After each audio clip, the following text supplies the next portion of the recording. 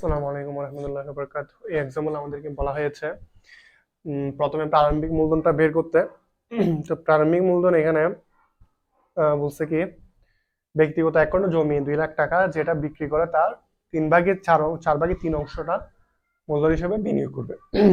তো 2 লক্ষ টাকার যেটা জমি বিক্রি করছিল, ওইটার 4/3 অংশ হচ্ছে কি 1.5 লক্ষ টাকা হবে। তো এটাই হলো মূলত মূলধনে বিনিয়োগ করছে, এটাই হলো প্রারম্ভিক মূলধন। আর কোনো প্রারম্ভিক মূলধন এখানে দেওয়া নাই।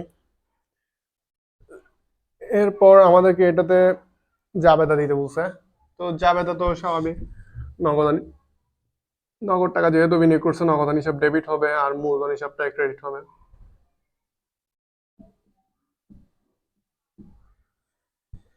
তারপর এখানে আমাদেরকে টেবুলার সামারি বের করতে বলছে, টেবুলার সামারি। তো টেবুলার সামারিতে আমরা প্রথমে যেটা মূলধন বিনিয়োগ করছি এটা লিখবো 1 তারিখে। ওটা যেহেতু নগদ টাকা নিয়ে আসছে আমি 1.5 লক্ষ টাকা, ওই জন্য নগদ টাকা হবে 1.5 লক্ষ। আর এখানে মূলধনে টাকা পারবে 1.5 লক্ষ। এটা হলো মূলধন, মন্তব্যতে মূলধন লিখতে পারো, প্রারম্ভিক মূলধন। তারপর জুলাইয়ের 1 তারিখে বলা হয়েছে 5,000 টাকা ভাড়া চুক্তিতে 3 মাসের জন্য অগ্রিম প্রদান করছে। ঠিক আছে, অগ্রিম প্রদান করছে, বাধা নিচ্ছে। তাহলে অগ্রিম যদি আমি প্রদান করি তাইলে আমার নগদ টাকা কমে যাবে 3×5=15, যেহেতু প্রতি মাসে 5,000 টাকা, 3×5=15, 15,000 টাকা নগদে কমে যাবে। এরপর যেহেতু এটা অগ্রিম প্রদান করছে ওই জন্য অগ্রিম ভাড়া হিসাবে সম্পদ হিসাবে বেড়ে যাবে 15,000 টাকা। এরপর 5 তারিখে এসে অফিসের প্রয়োজনে 25,000 টাকার ধারে একটি কম্পিউটার ক্রয় করছে। তো যখন ধারে কম্পিউটার ক্রয় করবে 25,000 টাকার, আমার এটা পাওনাদার বেড়ে যাবে 25,000 টাকা। তারপর এটা আমরা অফিস সরঞ্জাম হিসেবে লিখবো, যেহেতু এটা অফিসের জন্য সম্পদ ক্রয় করছে ওই জন্য। 7 তারিখে যেহেতু বিভিন্ন টিকিট বিক্রি করছে বিমান সংস্থার কাছে, ওই জন্য আমার এটা ইনকাম হিসেবে ধরে নিতে হবে। কত টাকা? 70,000 টাকা, এটা সেবা আয়। তো এটা যেহেতু আমার সেবা আয় ওই জন্য মূলধন বৃদ্ধি পাবে, এটা সেবা আয়, দায় হিসাব। মানে প্রথম এটা ছিল আমাদের অগ্রিম অগ্রিম ভাড়া। এরপর জুলাইয়ের 10 তারিখে একটি ধারে বিজ্ঞাপন প্রদান করছে। ধারে যদি আমি বিজ্ঞাপন প্রদান করি তাহলে আমার পাওনাদার বেড়ে যাবে 5,000 টাকা। এটা যেহেতু একটা খরচ, এটা বিজ্ঞাপন ব্যয়, এই জন্য আমাদের মালিকানা সত্ত্ব কমে যাবে। এরপর 15 তারিখে বলা হয়েছে একজন ধার এয়ারলাইন্সে সেবা প্রদান করছে, ধারে সেবা প্রদান করলে আমার দেনাদার বেড়ে যাবে আর আয় বৃদ্ধি পাবে। 15 তারিখ দেনাদার বেড়ে যাবে 15,000 টাকা আর আয় বেড়ে যাবে 15,000, এটাও সেবা আয়।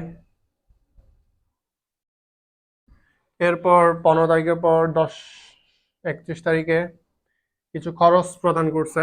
31 তারিখে বিদ্যুৎ বিল, টেলিফোন বিল, কর্মচারী বেতন 2,000, 1,500, 8,000, টোটাল 11,500 টাকা আমি নগদ টাকায় প্রদান করছি। 11,500 টাকা, নগদ টাকা কমে যাবে। আর এখানে সেটা আলাদা আলাদা ভাবে লেখা যায়, 2,000 প্লাস 1,500, এটা নিচে উপর নিচে করে লেখা যায় 8,000, এটা খরচ খরচ। এরপর 31 তারিখে ভাড়া 1 মাস অতিক্রান্ত হয়েছে, এটাও একটা খরচ। 1 মাস যদি ভাড়া অতিক্রান্ত হয় তাইলে 1 মাসে 5,000 টাকা, এটা 5,000 টাকা অগ্রিম ভাড়া কমে যাবে। আবার এখানে আমাদের এটা খরচ হিসেবে দেখাইতে হবে 5,000 টাকা। খরচ বেড়ে যেহেতু বাড়ছে ওই জন্য মালিকানা সত্ত্ব কমে যাবে। এটা একটা বিগ খরচ বলা যায়, এটা আমাদের ভাড়া খরচ।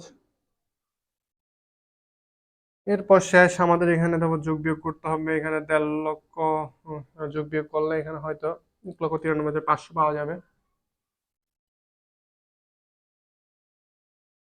তারপরে এখানে পাওয়া যাবে 10,000, এখানে 25,000, এখানে 15,000, এখানে 30,000, তারপর এখানে 2,13,500, তারপর এখানে এগুলা আমরা সবগুলা ব্যালেন্স বের করব। এগুলা যোগ করে যেটা পাবো সেটা হলো 2,43,500, আর এই পাশেও সেম 2,43,500, বই পাশে মিলে যাবে। এরপর ঘ নাম্বার বের করতে বলছে, আমাদের আয় বিবরণী বের করতে বলছে। তো আয় বিবরণীতে মূলত আমরা কাজ করব কি, এই সেবা আয় এটা অ্যাড করব, তারপর এই সেবা আয়টা অ্যাড করব, যেটা টোটাল হচ্ছে আমাদের সেবা আয় কত, আয় হবে টোটাল 70,000, এটা যোগ করলে আমাদের 85,000 টাকা। আর ব্যয়, আয় থেকে আমরা ব্যয়গুলো বাদ দিব, ব্যয় কত হয়। এখানে ব্যয়ের মধ্যে রয়েছে বিজ্ঞাপন বাবদ ব্যয় 5,000 টাকা, এটা 11,500, এখানে ভাড়া খরচ 5,000, টোটাল কত 21,000, হয়তো 500 হবে। তো 21,500 টোটাল ব্যয়, এগুলি মাইনাস করলে হয় 63,500। এটা হলো আমাদের আয় বিবরণী। এটা আলাদা আলাদাভাবে দেখানো লাগবে, যেমন বিজ্ঞাপন খরচ, তারপর বিভিন্ন খরচ যেগুলো আছে আলাদাভাবে দেখাইতে হবে এবং আয়গুলো দেখাইতে হবে। এটা হলো আমাদের আয় বিবরণী গ নাম্বারের। এটাই হলো এক্সাম্পলের, আমরা 9 নাম্বার করে